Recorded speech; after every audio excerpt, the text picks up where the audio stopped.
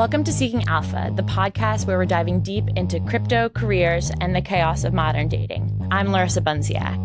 And I'm Lindsay Poss. Together, we're two women who somehow found themselves at the intersection of crypto Twitter, Silicon Valley, and Tinder. Hey guys, Lindsay is off exploring IVF by avatar, so today I am speaking with Nick Saponaro. Nick is a software engineer and an entrepreneur. He's actually the guy who got me into crypto and made it make sense for me back in 2017 when I was doing PR for his crypto startup. Naturally, I am paying him back by making you all listen to him talk about dog NFTs, his career, and lots of other stuff that I swear is interesting. I hope you enjoy the episode. Okay, so before we get to who you are and other stuff, we need to start with the hard-hitting journalism and the tough questions. First one being, I knew you were into NFTs because the last time I saw you, we joked about you flipping JPEGs for a lot of money. Now your Twitter profile picture is a blue Pomeranian biting its lip. So how does one get there? I ask myself that every day. How does one get here? Yeah. Too many years in the trenches, honestly. No, but yeah, the little dog is a pet project that I started with a buddy that's based on my actual dog, Milo. And that's one of the generative images that came from our one of our NFT mints. So it's just I'm just repping the squad. Are you selling these pictures, animated pictures of your dog? So without Can I sell animated pictures of my dog? Yeah. You too can sell pictures of your animated dog. No, it's without shilling the project, it was something that we developed to try to eliminate some of the bad actor potential in crypto projects. So it's like it is an NFT project, but you have to basically buy this token along a bonding curve on Farcaster, which is a different social media network. And I know I'm sounding really esoteric and strange here. But that's how you gain access to be able to adopt a baby Milo, which is the name of the NFT. So you have to buy this coin, but you can't really sell it. You can only play a game with it. And I don't know, it's just experimental. It's just for fun. But we've been enjoying it. We're like 12 weeks deep into this 2-year game right now.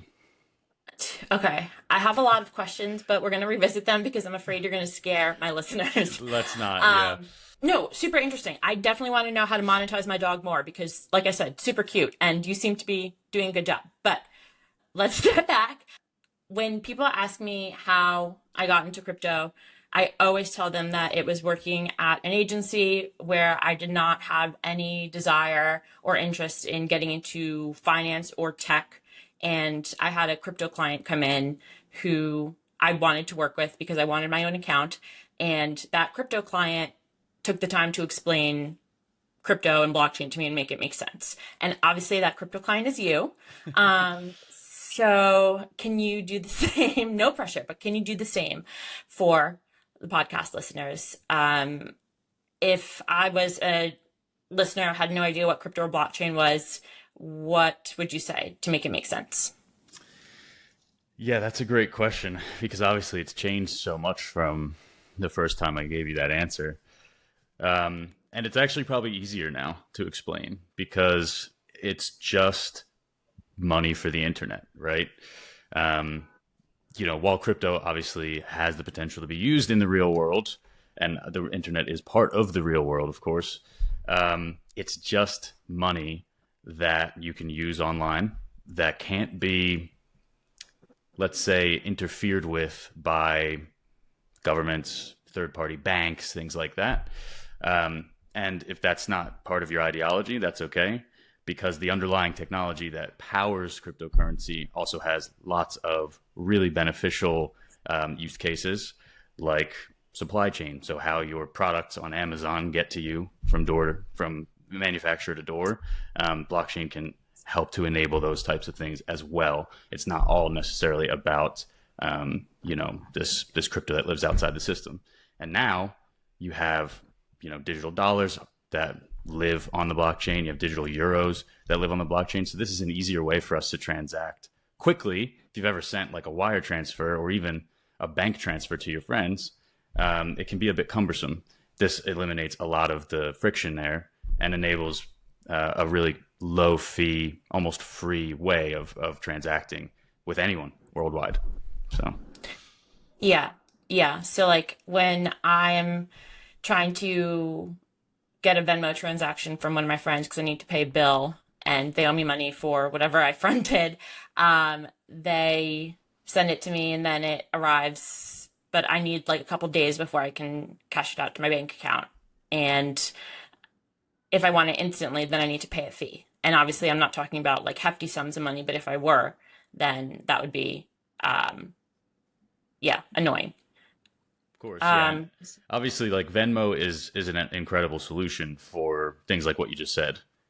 Paying for dinners, rent, you know, relatively lower cost transactions. But if you're a big business and you need to spend hundreds of thousands of dollars regularly with vendors and things like that, um, you know, the fees that you're talking about become incredibly costly. It all scales with the size of your business. And this, I mean, it's true for individuals. Why should you get taxed for sending your own money, right? So this kind of eliminates some of that. how did you get into crypto? Um, weighted weighted question, but I initially interacted with crypto in 2013. I was running a computer company, and we built mining rigs for people. So that was back when you could actually mine on a graphics card. But I didn't really get into it till like 2015. I got into Ethereum really early and was part of the DAO hack among many other unfortunate circumstances and very fortunate circumstances over time. But my story is not much different from most others. Heard about it early, didn't get into it early enough, but eventually did, and that still turned out to be pretty early. So here I am. Yeah, but still way earlier than most people. Shockingly Thankfully, early. yeah, I Like was. jealousy inducing early. I was fortunate, and also probably like my rebellious tendencies and sort of libertarian ideals at the time led me down that path a little bit more. And crypto is not as ideological as it once was. Certainly not in like the early days of Bitcoin, but that is one way that most of us got in the early days. Yeah, so you've been in crypto essentially forever. I mean, relative to the rest of the crowd now. Um, when we first started working together in like 2018, 2017, I was aghast at the personalities and projects and behavior that exists in crypto. I'm very used to it now. And I think it has evolved a little. I mean, obviously, as like TradFi has come in and enterprises have come in, but like there were wild things we saw at conferences together, like Bitcoin Fabio for one, which was, if you remember, Oh, I a remember. guy who resembled Fabio shockingly and was always listed as a speaker for conferences, somehow never spoke, somehow was also always everywhere, just looking like Fabio. And then there was an artist And wait, who, but he claimed to be Satoshi. He basically said he had invented Bitcoin. That's the guy you're talking about, right? yeah, I guess so. I Yeah, don't know. I yeah. never listened to what Bitcoin Fabio said long enough to know if he thought he You're was better for it, Satoshi. trust me. Yeah. But then there was an artist who claimed to be tokenizing voting in Liberland, Right. He's still out the there. micronation. Yes. He's still grinding. Um, that was a convincing one because I almost packed up my bags for Liberland. I was like, yeah, democratized voting. What? Yeah, tokenized voting. Imagine. I'm in. But would love to hear some of the more amusing things that you've experienced just in your decade-long crypto journey. Oh my goodness. Yeah, I mean, there's obviously lots of places I could go with that. I guess to generalize a bit, the the overall mentality of crypto is very much like I imagine Wall Street was back in a certain era. Y- Really? it's new money, and Yeah. it's lots of parties. Like a conference. The reason I stopped going to conferences is because really they're just glorified parties, Yeah. and everybody. Few actually go to the conference and listen to the speakers. Everyone goes to the after parties and jumps into wild situations. But yeah, I mean, I've seen some crazy stuff. I went to Satoshi Roundtable a couple of years ago. Now this isn't early on in my career or anything, but I they had like a camel out there, and people were riding the camel drunk off their ass, and they had like a woman come down from a from like a hot air balloon, and she was doing trapeze and things like this. And I'm like, Why? right, what are we doing? It's just like excess wealth, I think, breeds very, very strange things in people depending on their personality. So yeah, I mean, of course, I've seen all of the propagations of that and proliferations of that sort of mentality and that effect on people. But probably the things that I've seen that are most ridiculous, I probably shouldn't say, to be honest. Okay, that's fair. We'll save it for your next interview Sure. for season 2. Yeah, I mean, wealth definitely does breed strange behavior. Not to say that I've generated significant wealth, but during the 2021 bull run, maybe it was 2020, I don't know, still when like it was lockdown, but the market started really picking up. I almost bought a kiln, like one of those things that you would What are you doing, fire. pottery? I don't know. I don't know. I was just like, You got the pot like in front of you? I'm bored. I'm gonna fucking recreate middle school art class. I don't know. Okay. I didn't, and No kiln. thankfully so. Okay. No.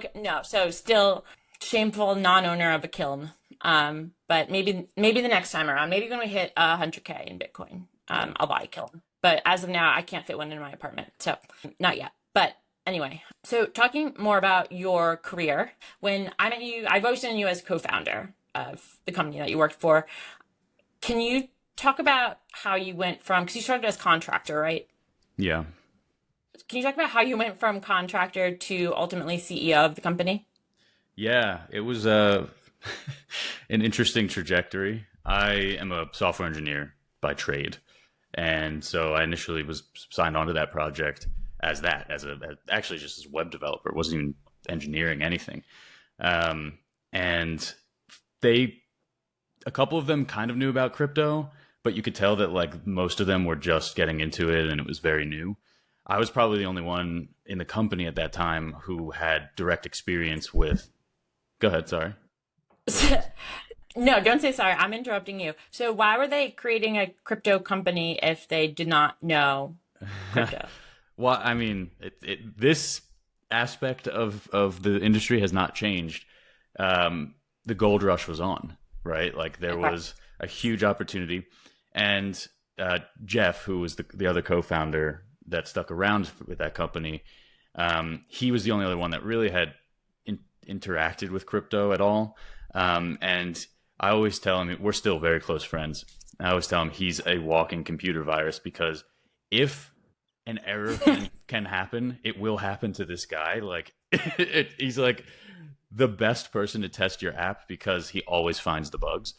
And so for that reason, he wanted to make crypto easy, right? He wanted to make a project that normies, so to speak, could get into very easily. But of course, outside of that desire, there was very little like technical knowledge of how blockchains worked and things of that nature. I was the only one that really understood that stuff to a greater extent. I helped them write the white paper and do some other stuff, and I quickly moved from being contractor to being one of the senior engineers in the company. And things happen over time. Like, we're talking about a company that was around for 7 years. That wasn't even a company initially. It started as a decentralized project and then moved on to being a lot more. And so people come and go. Successes happen, failures happen, deals fall through, go through, etc. Like over time, the person that you want running things is the person with the most historical understanding of the project, right? Sure. And when Jeff decided it was time to move on, really it was just kind of thrown at me. Like I didn't actually want to be the CEO of the company at all. I always would say, like, I don't want to be on Zoom calls all day. I want to build stuff. Yeah. I want to write code. Yeah. I want to, And my life quickly became the polar opposite, the exact thing I did not want it to be, which was just being in meetings. You know, I don't mind business development and sales, but the rest of it, the administrative, we had 52 employees at the peak. Oh my And like, God. yeah, I mean, it was awful. It was terrible. Like, you know, it's just complaints and everybody hates each other, but you have to And get you have to deal along. with it all as CEO Exactly. And or because most, delegate it. and you have, I mean, and that probably became my biggest issue was there was a point where I was like micromanaging everything and my hands were in everything. And then it Yeah. became really difficult to do that, right? Like even with 50 people, it's really difficult to like actually have your finger on the pulse of everything. So then I started hiring managers, which was like the death knell, honestly. Like, Really? you know, you get these people that come from big tech companies. You know, Yeah. this guy's from Microsoft, this guy's from Apple, yada, yada, yada. That doesn't mean shit, to be honest. Like, some people that come from those places are really talented, but there's also tens of thousands of employees at those companies. So you don't Right. actually, like, it sounds cool, but you don't know if you're getting one of the talented people or one of the people who had six Right. jobs in 5 years, right? So that was tough to deal with, like the delegation thing. And I don't know, it was a lot of stress. But got to lead the company to great heights. You know, we at our peak, you know, the token price went up to the moon, literally. And we signed a deal with La Liga, which is like the Spanish soccer league, which was one of the biggest sports deals during that time, including, you know, obviously it wasn't as big as the Staples Center with crypto.com or anything, but it was big. And then, you know, FTX happened and everything happened, and it was untenable. Yeah. Everything crashed. What, I mean, besides the obvious, what were your takes around FTX? Did you know it was gonna happen? Because you strike me as somebody who would have known. You know me pretty well, so you know that I'm like very much a gut feeling type of person. Like, Yeah. and I just didn't like Sam. Yeah. I just didn't like. He just rubbed me the wrong way. The whole like effective altruism thing seemed like Hmm. bullshit. And are we allowed to curse on this? Are you gonna edit this Obviously, out? what? Okay. There All are right. no rules. You could fucking Cool. snort cocaine. I don't care. Just making sure. I won't snort cocaine on this. Okay, yeah. No, I'm just kidding. I'm gonna have to edit that part out Yeah, because, I'm a professional. of course, of course. So anyway, yeah, the guy just rubbed me the wrong way. Same thing with the Celsius guy. What was his name? Mashinsky, Yeah. who I think we both ran into at conferences, and you know, I spoke on the same stages as him and stuff like that. He Yeah. always kind of rubbed me. So I never personally had my money in FTX. I'm more of a decentralization maxi, and I never had my money on Celsius or BlockFi or any of those things. But I didn't know it was going to happen. Once CZ made it clear that, you know, they were rehypothecating funds from their other company and things like that, I was, you know, I figured that was the end. And then it was like a week Yeah. later. But it wasn't something that I wished for, you know, like it destroyed the industry for years. It was awful. Yeah. Obviously, it had catastrophic effects, but also probably steered the industry ultimately away from an even darker path, which would have been like the constant, never-ending celebrity shills and like the just It was layers strange. and layers of fraud. Like it had to end somewhere, and it Yeah. is devastating that it ended that way. But if not that, like it would have been something worse, probably. Yeah, and I Yeah. think ultimately too, like it became it. You have to kind of shake that stuff out, especially Yeah. early on. I know everybody's like, "Oh, but we've been around for 11 years or 13 years, whatever it is now." Um, but that's really nascent still in the grand Mhm. scheme of like an industry. So I'm glad that it happened now, so that we can move on. And honestly, like if you look at the metrics, obviously most of the transactions are still happening on centralized exchanges, but DeFi and decentralized exchanges and things like that have become a lot more popular, and you can see more people doing things on chain, which is probably somewhat to do with what happened with FTX and all that, and also somewhat to do with the fact that the infrastructure is better and, you know, it's easier to use and stuff like that now. Yeah, totally.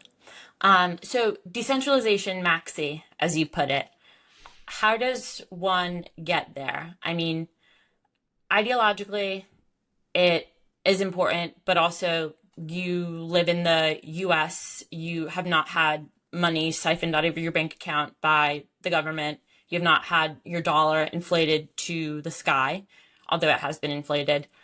What makes you so maximalist about decentralization? Uh, that's a great question. I guess it's always kind of been something that I related with.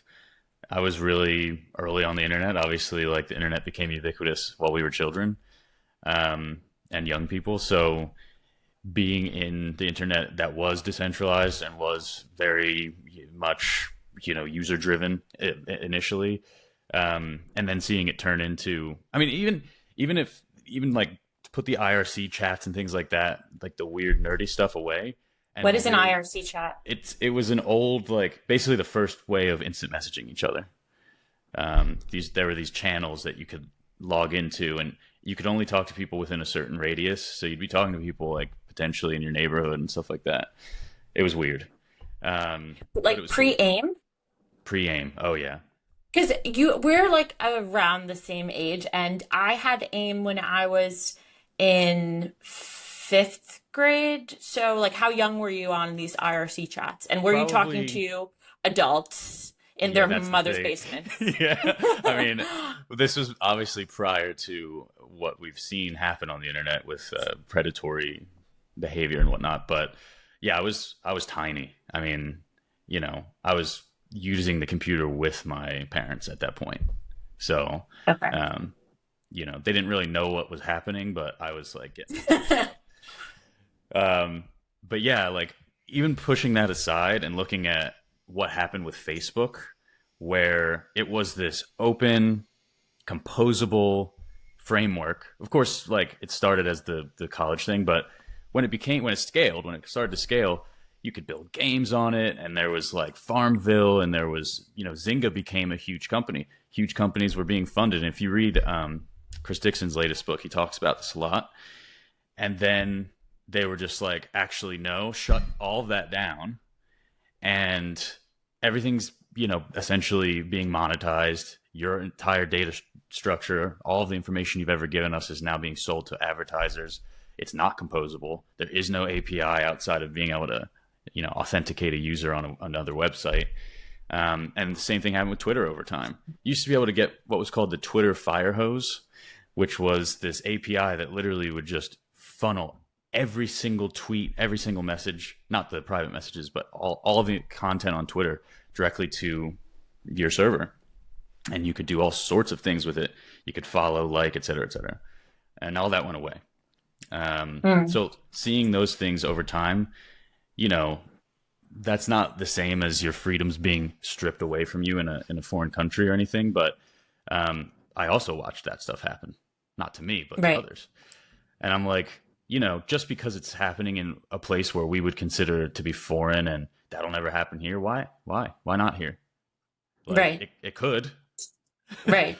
And we've slowly had some things chipped away at over time. So there has to be a way for us to openly communicate, connect, share ideas in an uncensored, to some extent, manner. And like a decentralized web enables that, and decentralized currencies enable us to transact and do things like that without oversight. That's huge to me. Like, I mean, I've dedicated my life to that, obviously. Yeah. All good points, but especially good point that like it could happen here. Like there's nothing that couldn't. Before COVID, nobody would have thought that pandemic could happen and we could have been locked in our houses forever, Yeah. but it did. Uh, So yeah. the more that you can hedge against totalitarianism, I guess, the better. Back to your career. You're obviously super accomplished, went from being a contractor to CEO, and meanwhile, we're making investments and working on other projects. How did you make time for dating? So, something that my co founder and I talk about a lot. on the show is being in crypto and dating and having very small amount of free time and using that time very deliberately. And for me personally, a lot of that free time is not allocated towards proactively going out to find somebody to be whatever to date, for lack of better words. Sure. And so you were married. How? How? How did you find how did you meet somebody? What was your dating experience like? Like, how do you get there in Yeah, crypto, having a very demanding career and let's just call crypto a lifestyle choice because it is. it is. Yeah. Um, it was bad initially. Like, you know, pretty much all of my personal relationships suffered initially when I was first starting out. I was like many of us when we're in our early 20s, like obsessed with becoming successful. That's all I cared about. Mhm. And if, you know, a girl fit in here and there, then that was okay. But it was like hard for me and probably not even important for me to nurture those relationships. And it was the same with friends. You know, I lost lots of friends over the years because our ideals just didn't align. Not like politically or anything. It's just like if you're not grinding your ass off trying to Right. make whatever, I had large ambitions that I had to pursue. So yeah, I mean, initially it was pretty bad. Um, and then like I lost a relationship that was really important to me. Um, and so I think I reframed a lot in that period of time. I was like, all right, I need to really think about what's important long term in my life, like in my personal life. Is it going to matter that I made millions of dollars or whatever the goal is if I can't share it with anyone? Um, Mm. so I tried to start prioritizing that more. But you know, I was still traveling and I couldn't really support an actual dating relationship for a long time.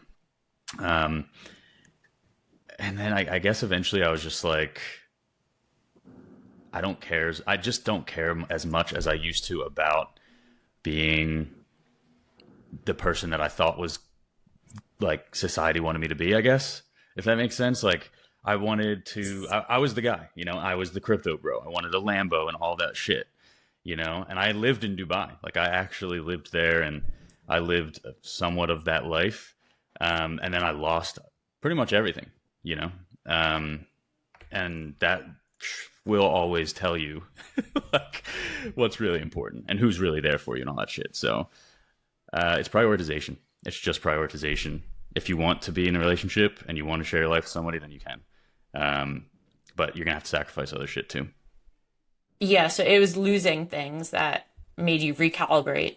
Eventually, yeah. You know, I've been a serial monogamist, I think, for a long time. But you know, here and there have dabbled outside of my monogamy, you know, to try to date around, but I'm shit at it. Shit. So Interesting. So you said you stopped caring about what you thought society wanted you to be. Do you think was your ambition rooted in that? I honestly have been trying to figure that out lately. I this is weird, but Well, let's do it right now. yeah, let's figure it all out right now. Um, because like, you know, like what leads someone to be like that, I think is multifaceted, but it is often rooted in the same general like behaviors and mentality. You know, I was a kid who had like a normal upbringing. I was bullied in school, but not really bad. I was kind of popular, but had a lot of groups. Like I was one of those people. So it's not Hmm. like it's not like I was like raging against, you know, Yeah. people who put me down or whatever. But I don't know. I saw what people had and I wanted to achieve what I perceived to be success, at the time.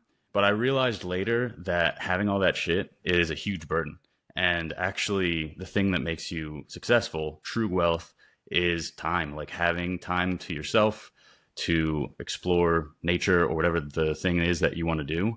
You know, I have a kid now. Like spending time with her is a huge, to me, like if I have a day off where I can do that, that to me is a lot more fulfilling than having a Bentley. Like it just is.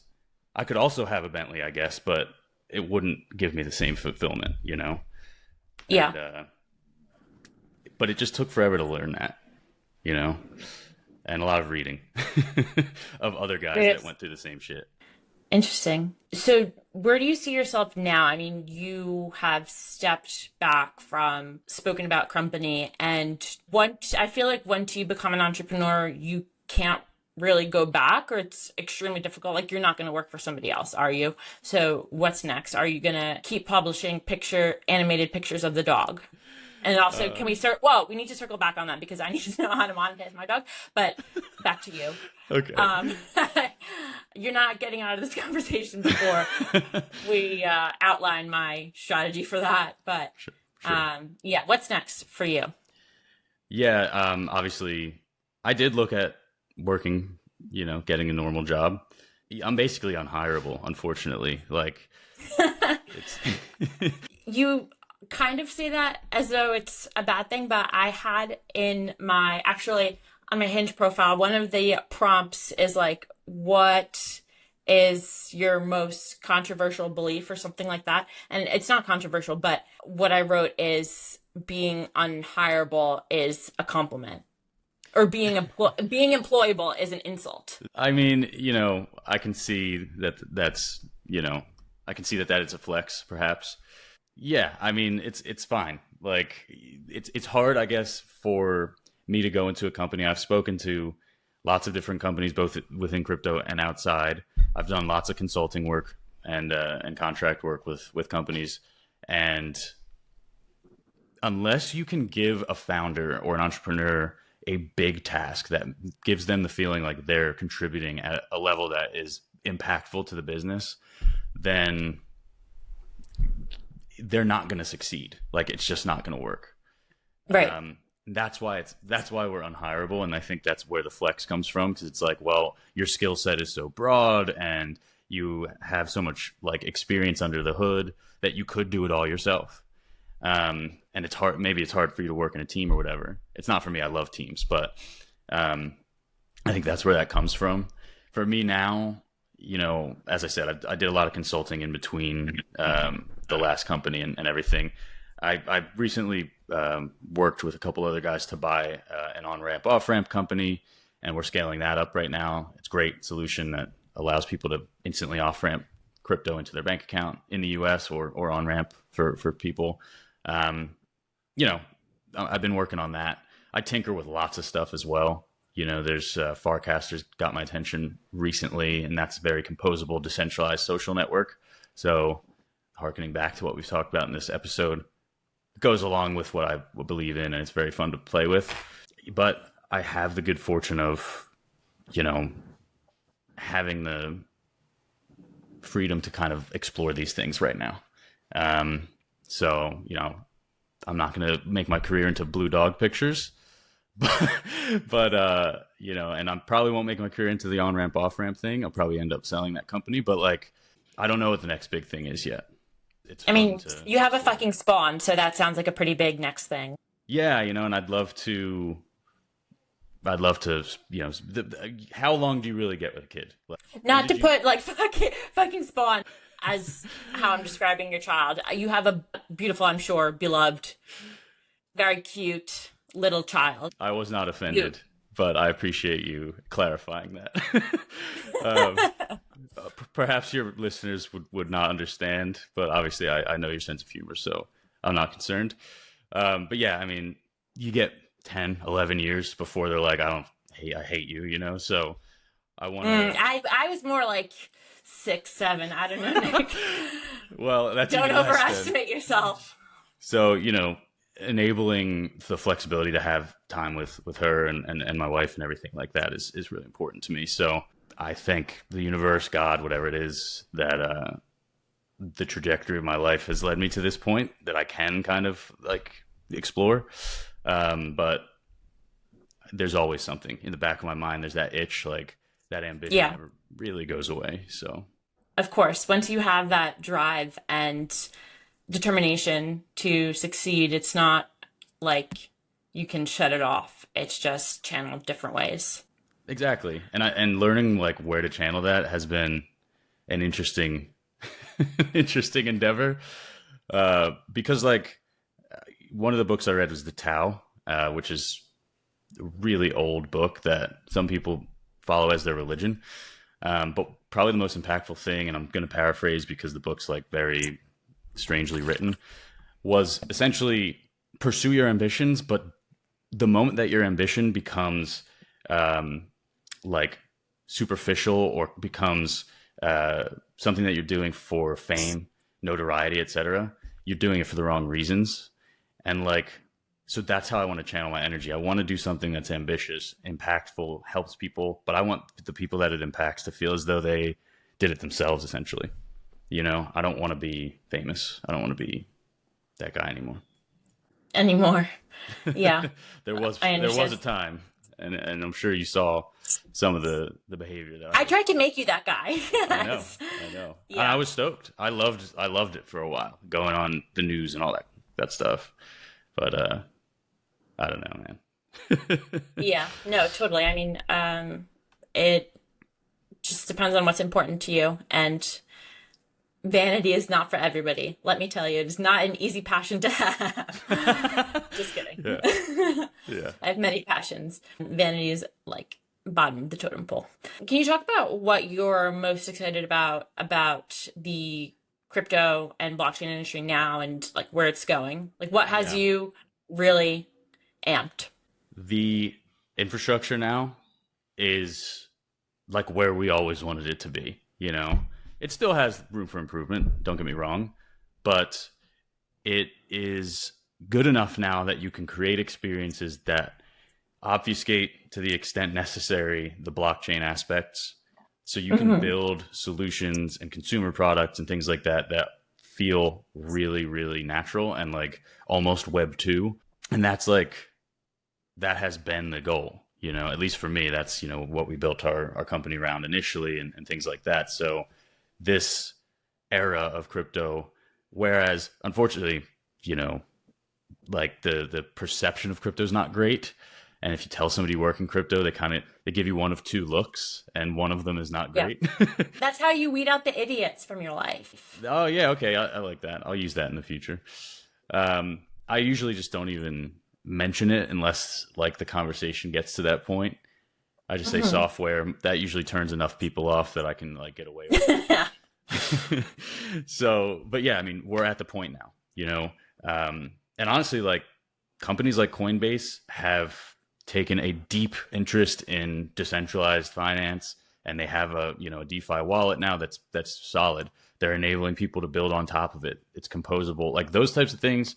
Abstracting a lot of the blockchain layers away from users, that's huge. That's got me really excited. So like consumer crypto, if you want to call it that, is one of the spaces that I'm watching heavily. The sort of symbiotic nature of between AI and crypto is very, very interesting to me as well. How AI agents can operate on chain with wallets and perform transactions, and I can actually see DAOs, like decentralized autonomous organizations, becoming a thing now. Now that AI is getting there to the point where it can perform those things, so I'm extremely bullish still on crypto. I don't really care about like whatever the hot narrative of the moment is. You know, I think it's, you know, it's meme coins right now. It was NFTs in 2021. It's ICOs in 2017. Like there's always something that drives the interest and attention in crypto. But if you look behind the scenes, the things that are actually being built are incredibly remarkable. And yeah, I mean, there's a lot to be excited about. Interesting that you say DAOs, because I'm still not necessarily sold. I understand in theory the value, but in practice, what do you think is like the use case that makes that makes DAOs necessary? So probably the most successful example of a DAO is Nouns, which is an NFT project, but it's also become a multinational organization, a multinational DAO. It has a governance framework that allows people to eject from the primary governance framework and create their own DAO using some of the funds that come along with the people that leave alongside them. You know, it has a large treasury. It has its hands in multiple verticals. So it's implementing esports and extreme sports, and I think even real sports now at a low level, as well as, you know, art and events and things of that nature. So it's like a big company that no one owns. You know, that's community owned, and it's not without its problems. It's definitely got drama, but they just set up a company, a Duna in Wyoming, which is What is like a Duna? it's like a legal crypto entity. Okay. It's pretty cool. There's a few already, but you know, to have a DAO, it's actually created for DAOs, but to have a real DAO, like not one that's just set up for legal purposes, create a Duna, that's like a huge milestone, and a big monument for nouns specifically. As far as their use case, it's really it's a flywheel, right? So you have the desire to make whatever the baseline asset, in this case nouns, more valuable, but you also have the desire to empower the people that are participating in that. So whether it's artists or what have you, you have to have sort of a back and forth. The artist makes the brand more popular. The brand becoming more popular makes the people more enriched that are involved with it. They give more money back to people, back and forth, back and forth. Where can this be implemented in the real world? I mean, I don't know if it can run a company yet, because I think a lot of companies still rely on sort of a autocracy to really function, especially the big high level scaled ones. But you know, for community organizations like local organizations and things like that, I think it can become, not currently there yet, but it can become something. And I think AI can assist with that. Yeah. Yeah. AI can be the boss, and then the DAO Yeah.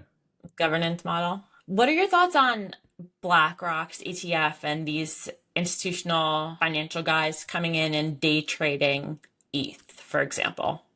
I've mixed emotions on that, just because obviously the original mantra of crypto and Bitcoin and blockchain was to beat the banks and become your own bank. And now it's like, thank God the bankers are here. Like, they're pumping my bags. But you know, you have to at some point, if you've been in this industry for long enough, you have to accept that the ideologies that you may have entered for are going to be bastardized at some point, you know. And it just is what it is. I'm still holding on to mine. I will not let them be ass raped. I feel you. And I will never, you know, put my Bitcoin into some sort of centralized entity. I would never buy Bitcoin through an ETF. But my aunt the other day, right? My aunt calls me and she goes, they said on TV, on CNBC, whatever it was, that we should be getting into Bitcoin now, and because it's going to go up or whatever. And how do I buy it? I was like, just call your broker. You know, like, to be able to say that, just they have a Bitcoin ETF now, go for it. Like, that is huge, actually. It's not like, well, first of all, you're going to have to set up a Coinbase account. And you're going to want to put all your personal information into it, and then connect your bank account to it, and then call me back. Like, no, it just, there's too much friction. But everyone has a Fidelity account, so, you know, this is huge. Yeah, that's actually fucking crazy hearing you say that, because I distinctly remember 2017 December being at the office of my agency with your previous co-founder, Jeff, and him explaining to me how to set up, or actually taking my phone and setting up my Coinbase account. And I was like, I'm not uploading my ID, my license to this shit. I mean, I did it and whatever. It worked out. But the fact that you can just call somebody up and have it, like your aunt, and have it make sense, or not even make sense, but like just take it out of your hands. But I definitely have mixed feelings on it, mostly negative ones, but also I want my bags pumped. Also, like, at the end of the day. That's and I mean, it's not the only way to get Bitcoin. They own way too much. That is probably my biggest concern. Yeah. Is that they are accumulating an inordinate amount of Bitcoin. And that, you know, they have a large amount of the supply relatively already. And we don't know really what their intentions are, you know? Like, So like what do you do with that? Like what if they just continue accumulating at this pace and all of a sudden BlackRock becomes the biggest owner of Bitcoin? right. What What do happens we do? then? Start over? Well, it is still decentralized, so we could fork if it became Mm. potentially problematic for them to own that And much. fork for the listeners is Yeah. you explain. So Bitcoin runs on computer software, and there are lots of people running that computer software, and this forms what's called consensus. So as more and more actors come into the space, if somebody decides that they want to do something malicious, everyone running that software can choose to run different types of software, a different version of the software that prohibits those bad actors from interacting with the rest of the network. And if BlackRock, for example, was like, "Oh, we're gonna, co-opt Bitcoin and crash it," or whatever they wanted to do, um, we would simply have to say, "Well, those Bitcoins are not the real Bitcoins," and enough people do that, and we could avoid catastrophe. But it would be critically important and difficult if we hit that step. Hopefully that Okay, makes now sense. let me try explaining fork. When you tell me you critique BlackRock accumulated too much Bitcoin and we needed a plan B from Bitcoin, benevolently rip off the code, and everybody who believes in the original code just migrates That's right. It to the new. actually it has happened before with Ethereum. So like the Ethereum that we all use now is technically not the original version of the network. There was another one that's now called Ethereum Classic, which still exists, that had an unfortunate circumstance occur wherein the very first ICO that was um, conducted on Ethereum turned out to be erroneous or potentially malicious. We're not really sure still. But essentially, they got hacked for $50 million. Tons of people lost money, and it was the early stages of this network. So there was consensus decided to basically fork and create a new version of Ethereum that now everyone uses. But there's still an old version where all that money is still lost. It was extremely contentious, very very much at odds with sort of the ethos of cryptocurrency and blockchain, but it also saved Ethereum in the long run. Interesting. And now these fucking day traders are ripping away its integrity hour by Yeah, hour. But yeah. yeah. It was always going to happen, frankly. You think? Yeah, because as a bright-eyed and bushy-tailed, rose-colored glasses wearing young lad, I felt that good always beats evil, and David always beats Goliath. But that's when David is up against one Goliath, Mm. and we're up against like six at least in one country, let alone the ECB, the European Central Bank, all the other central banks of the world, HSBC. You also have China. Like, there's just too many Goliaths to really beat. Our best, we basically went to Goliath and said, please don't hurt me. Why don't we do this instead? I will let you kill other people with me. Aspirate me. Yeah. And take advantage of all my orifices. Right. And, Just let me exist. just let me exist. But, I can just don't hurt me, too bad. And that's basically where we are. However, the government still is not cool with Bitcoin. So we've gotten the bankers on side for the most part, but we have not gotten government on side. And some countries have realized the potential benefits of crypto. Others are threatened by it. So, that'll change once they figure out how to tax it effectively and all that stuff. But, it's not what we wanted to see, but at least we still do have a decentralized way of transacting across, borderless and all that stuff. It sucks though. I agree with you. It does feel like it's been co-opted in many ways, but what are you going to do? How how would you personify Bitcoin, Ethereum, and Tether as types of guys? Like, describe how you would visualize them. My co-host and I, Lindsay, did this in a past episode, and I'm so curious to see how your descriptions match up Oh or my don't. God. Bitcoin is like, he's like a jolly, somewhat older guy that, like, you know, you're never going to say anything because he comes to the parties still, but like, you probably should be at home Oh, with your family, you know? okay. Okay. How about Ethereum? Ethereum is, it's hard not to just like make it Vitalik because he's such the face of it.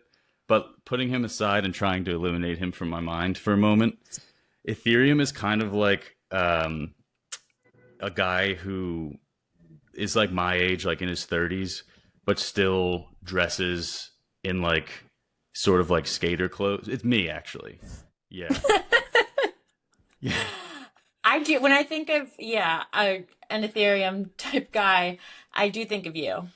That's funny. Although when I described him, he was wearing like Gucci on Louis Vuitton, on Prada, on like bedazzled initial necklace, and like No, he's way some more really cool cypherpunk than sneakers. that. Give him more credit. The Gucci one is like Solana. That's the Gucci wearing like big Versace Wait, sorry. sunglasses. Yeah, no, sorry. That's how I described Solana. Yeah. Ethereum I described as the guy who was like cool, who was underrated and kind of nerdy growing up, but then was a late bloomer and became really cool and smart and successful after high school. I like that. But Solana, yes, Solana is definitely yeah. desperately wants to be cool. And it's like, just shut the fuck up and go change your clothes. Yeah, you know, it's the new Nouveau Rich, right? And Nouveau Riche, however it's pronounced. Uh, and then probably at one point Ethereum was like that. But, you know, Ethereum like went on a peyote mission and kind of like found himself. He's cooler now. Yeah. How about Tether?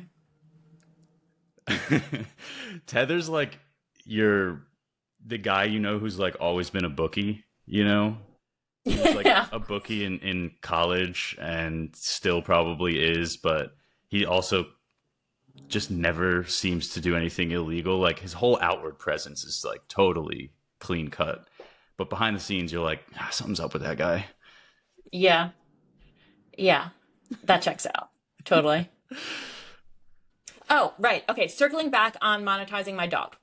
Oh yes, Um, let's finish with this. Okay. Very cute. Pictures of her do extremely well on the internet, Okay. on my social That's a good media. start. Hmm. Yeah.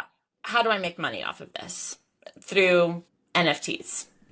It's all about attention. So if she's already getting attention, then you're already off to a good start. It really comes down to whether or not you can attract enough people and then convince them that your dog is somehow going to be, you know, the savior of their financial future. So how the fuck are you convincing people that your dog is the savior of their financial future? We're really not, you know, we have like Oh. 50 users, so it's not going up. No, but I mean honestly, like I've seen crazier shit happen. You know, what was it, the dog with hat, that dog went for like millions of dollars recently. It's all, this industry now is 100% facilitated by narrative and metas, right? So if you can attach yourself or create a new one, if you're lucky enough What do you to, mean by metas? so like sort of like subcultures that propagate throughout the existing industry. So like, you know, right now is the AI agent meta, so like the on-chain agent. Um sorry, my light How do just I came on. foster a meta? Right. How do you foster a meta? It's like, how do you make something go viral? You can't really plan for it. You just have to, or you can take, so like what I've recently done is created an on-chain agent for my dog, and you can go cast at him on Farcaster, and he'll cast back at you and answer questions, and it's a GPT behind the scenes, several AI agents sort of analyzing the information, and that's been fun.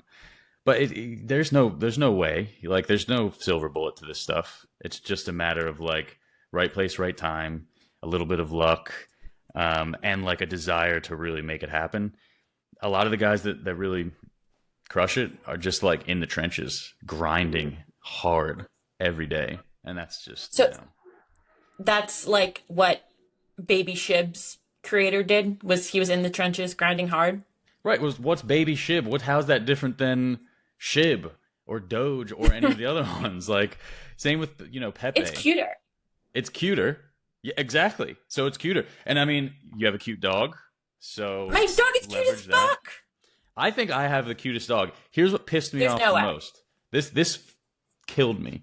So a very popular scam artist influencer, like a few days before I launched my project, launched his own fucking Pomeranian project.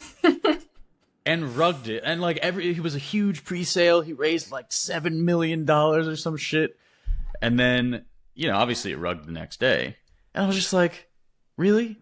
First of all, my palm is way cuter than his, but also like, but because he has attention, he already has distribution, and you couldn't rug that. You couldn't rug your distribution. Well, he rugged you of rugging your community. He rugged me before he even rugged. Yeah. And rug, for the listeners, my co-host Lindsay has explained it, but it's basically when you have a bunch of people buy into a project and then you sell all your holdings, right? Yeah. Or you pull the liquidity that would enable others to sell after all of the money is in your hands. And I'm sorry to tell you, Nick, I don't think that Pomeranians are that cute. Mine is. So trust me. I'm pretty sure I have a photo that I'll show you. Everybody thinks they have a cute dog. Like nobody's like, my dog is not the cutest dog in the world. But right. Objectively, my dog is the cutest dog in the world. Here's him in a towel. Okay, that's pretty fucking cute. So that's the whole, because it was dog with a hat, so it's like dog in a towel. It's I don't know. What do you want me to say? I mean, my dog is aerobics Barbie for Halloween. That's pretty fucking cute. I think you're onto something there. Oh, I know I am. She's a total people pleaser. Everybody loves her. Oh, can you give me the sales pitch for Farcaster? Sure. So I'll do my best. It is a social network where you own your profile. So like on Twitter, if Twitter shuts down, you don't have your followers anymore. You don't have your profile. You don't have your username. You spend years on there and it goes away one day, or you get banned or whatever. Farcaster is decentralized, so you can create another client that does other things, or whatever. There's lots of apps within the Farcaster ecosystem, and instead of like sign in with Facebook and all your data is being shared, it's just sign in with Farcaster and all your data is yours. So it is the promise of the original version of social media, and enables all sorts of ways to monetize your dog and things like that. There's tokens. There's no Farcaster token, but there's lots of tokens within the ecosystem. Yeah, no, they're not going to do an airdrop or anything like that, which I think is cool. But it is on chain, and it's sufficiently decentralized, so a lot of the elements are on chain, and of course, data ownership should be huge, but obviously still people don't really care as much. But that's the general gist. Interesting. Okay, so you use it because it's decentralized and you can't. I'm just really tired of Twitter. Like, it's just horrible. Like, there's so much just awful stuff on there all the time. Mm-hmm. I just don't want to see it. And so this has been kind of a cozy corner. Okay. Well, I think this is a good place to end. I guess I need to ask you how people can find you. You can't. Yeah. I mean, I'm still on Twitter to some extent at Nicky Sap. Nicky_Sap, I think, and then the same on Warpcast, Nicky Sap. You can check out DiviSwap if you're in the US. That's the only thing I have to shill. DiviSwap.com, which is a great way to get crypto. Or get fiat from your crypto. That's it. Okay, well, thank you so much. This has been fun. And yeah, we'll have to do another episode because I want to hear about the things that you experienced in crypto that you were not willing to talk about earlier. There's many, and we can go into all sorts of avenues surrounding this 11-year experience that I've endured.